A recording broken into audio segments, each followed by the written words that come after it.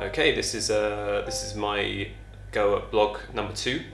First one received quite good feedback, and a lot of people said that it helped them to kind of feel like they were communicating with me even though I'm on the other side of the world from them. So I decided to try another one. This one I want to talk about various different things, but primarily what I consider to be most important to me. And just a disclaimer, this does not include obviously family and friends, as they I think are something of a given. If I don't mention you personally in this video, please don't be offended. Family, friends, people who are close to me go without saying in this video. This is more talking about concepts that are important to me in the way that I live my life. And to avoid this video being too self-centered, I guess I'm trying to address this topic to see or make other people try and think about what might be important to them conceptually. Because like I said, family and friends, everybody knows that's important to everybody. But if you had to write down the way your life works in terms of a series of concepts or philosophical ideas, I guess, how would you do that? And would that be in line with isms as such? So do you fall in line with political ideology or social ideology? Or is it more of a mix or something that's completely unique to you? Okay, the first thing that's on my list of things that's important to me is the idea of developing interests in order to make yourself interesting. Now, this is something that lots of people, particularly people who might be more charismatic or attractive, tend to avoid. And I think that's a shame, because making yourself interesting is a very fulfilling process, I think.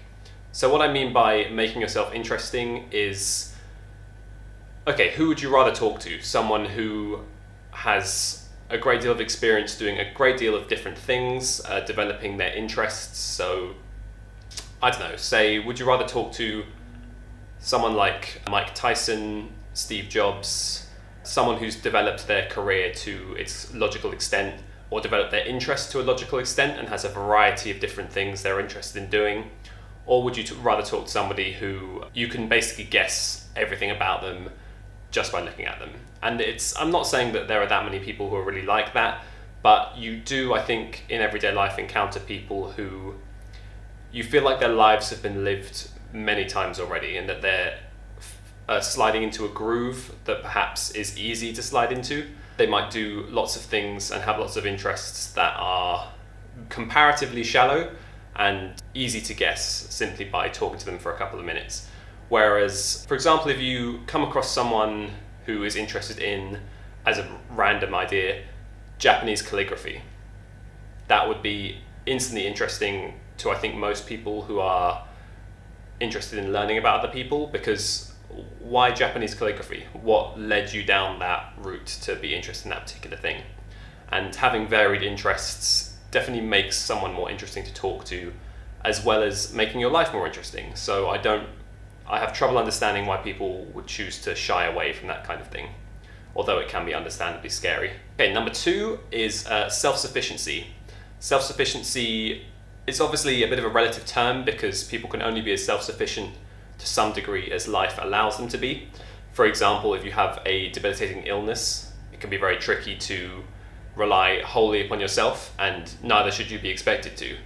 But I think that pushing your self-sufficiency to its logical extent and as far as you can get it, given the cards you've been dealt in life, is a very important thing for a lot of people to explore. And it's something that I'm guilty of maybe not doing as much as I should.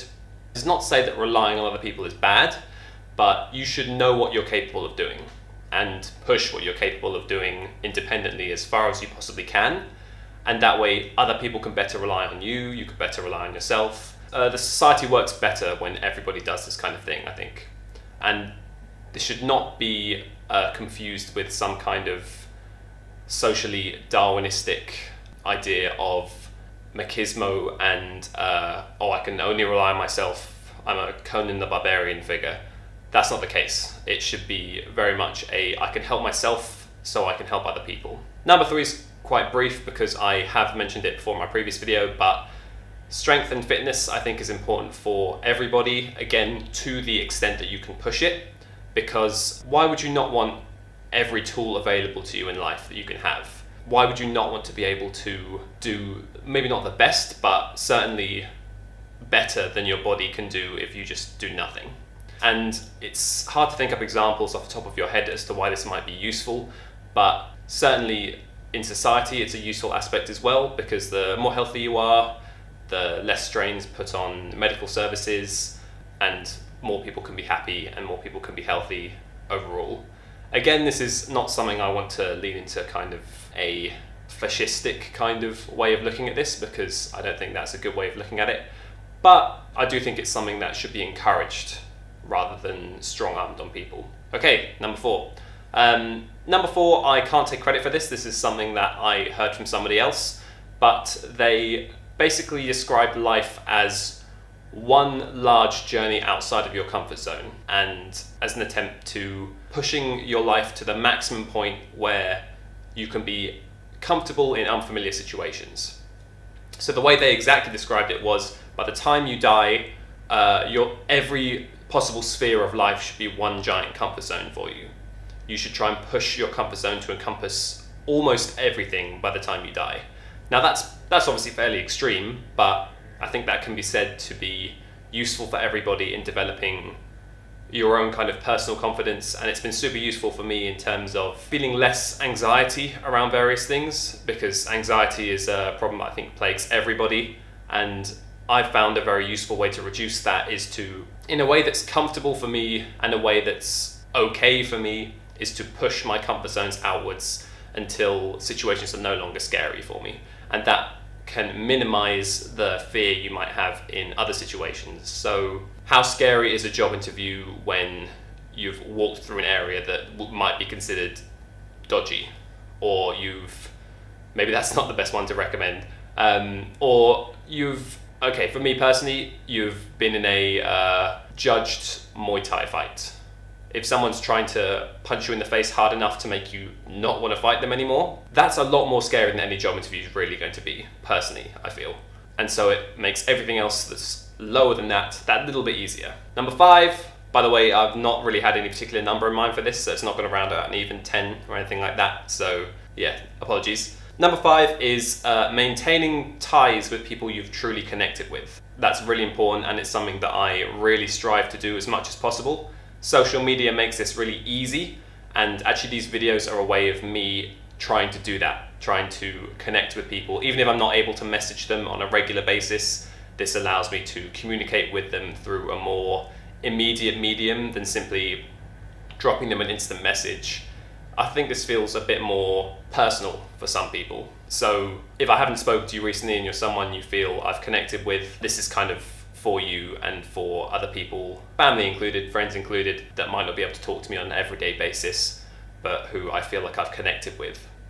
And it's important to make the distinction that this isn't about clinging on to connections you think you've made with people. It takes some time, I think, to realize what it truly is that you've connected with and who it is you've truly connected with, and avoid simply thinking every little friendship you've made or every little interaction you've had is a deep interpersonal connection. There's a sliding scale of that, and I think it's down to each person to realize what's the important part where simple acquaintance reaches connection, and whether that should be worth maintaining.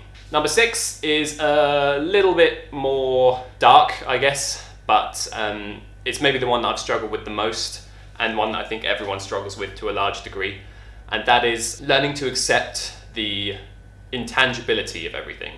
The fact that everything is going to disappear one day and everything's not going to be in your life one day. And that's fine. That's not something that you should necessarily have a large amount of worry or fear about.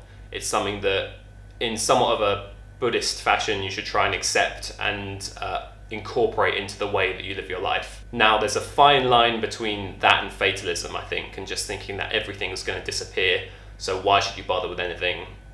Human experience is very difficult to articulate simply because it's on this long spectrum of stream of consciousness style narrative that we all go through, where now it's the past, now it's the past, now it's the past, that kind of thing. And I think it's important to find a way to make that as comfortable and as less panicky as possible, because going through life as a human being is incredibly panicky, and thinking about that can make most people panic to some degree. So it's something that is hard to accept, but is important to accept for me personally. It might differ for other people. I know that some people who are very close to me really don't like to think about it, so apologies if I just triggered that for you. Lastly is one that's a bit more lighthearted, I guess, than the last one, about maintaining creativity and not just being a consumer of art. This is something which is very, very hard to do for most people, and very hard for me until I kind of found a couple of things that really helped me. It's about creating art, not just mindlessly consuming it, because people are always willing to take art and comment on it in a way that might not necessarily be helpful. And even if it is helpful, the response that I normally have to people commenting mindlessly on the art that they consume is, you need to make your own. You need to have your own outlet of some degree, otherwise it's like being an amoeba.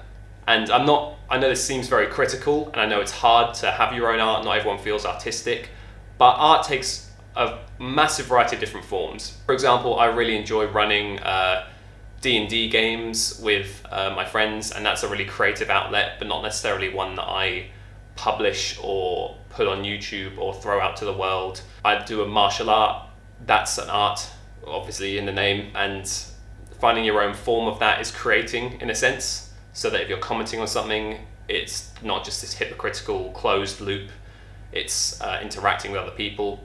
And that's one of the negatives of social media, I think, is that people are all too willing to jump on and give their own hot take on something like it has any more value than anyone else's. And the thing is, it will have a little bit more value if you can back it up with your own stuff. If you can say, maybe you should have done this a bit differently, this is how I choose to do something, and maybe you could watch it, or maybe you could read it, or maybe you could look at it. Creating is incredibly important for releasing certain emotions and just for contributing.